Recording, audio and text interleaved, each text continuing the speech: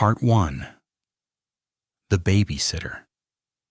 The 6-year-old pointed at the dark staircase and whispered, "He's halfway down." 17-year-old Sarah was babysitting for the Harper family on a stormy Friday night.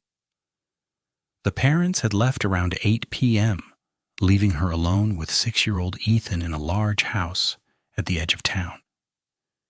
Everything seemed normal until Ethan suddenly looked toward the upstairs hallway and asked, "Why is that man staring at us?" Sarah laughed nervously. "What man?" "The tall man by my bedroom." She turned and looked. Nobody was there. Thinking it was just a child's imagination, she continued watching TV.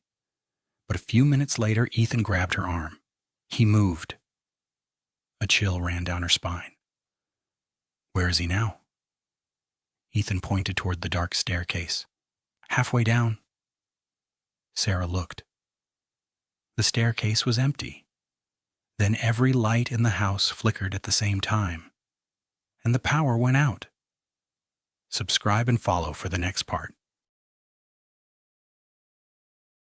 Part 2. The footsteps using her phone flashlight, Sarah led Ethan upstairs to his room. Rain slammed against the windows as thunder shook the house. She tucked Ethan into bed and was about to leave when he whispered, "Please don't go." "Why?"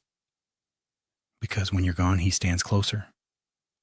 Sarah felt her stomach drop. Trying to stay calm, she sat beside him. Then she heard it. A slow creak from the hallway.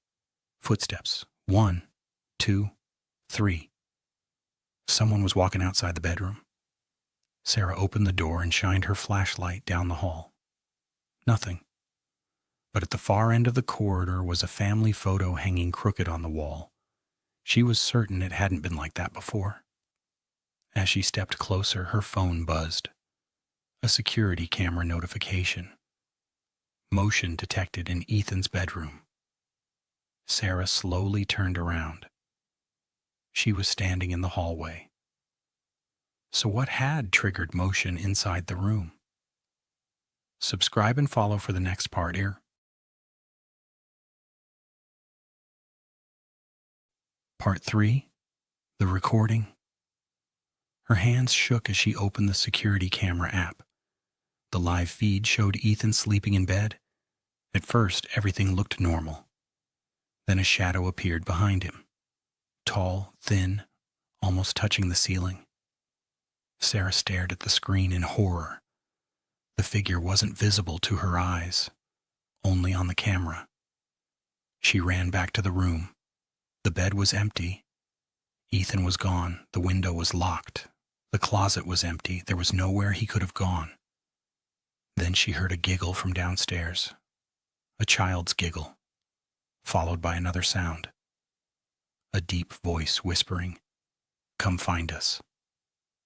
Sarah rushed down the stairs and followed the sound to the basement door. It was slowly swinging open by itself. Subscribe and follow for the next part. For the Part 4. The Truth. The basement was pitch black. Sarah descended the stairs, holding her flashlight with trembling hands. At the bottom, she found Ethan sitting alone in a corner. Relieved, she ran toward him. "Ethan." The boy slowly lifted his head and smiled. Something was wrong. His eyes were completely black. Then the flashlight beam moved past him, revealing dozens of scratches carved into the concrete wall, names, dates. Some were over 50 years old, and beneath them was a sentence written again and again. "He likes to watch." Suddenly, Ethan pointed behind Sarah. She turned. The tall figure from the camera was standing only a few feet away. Its face was pale, its mouth stretched impossibly wide, and it whispered, "You're the babysitter now." The next morning, police found the house empty.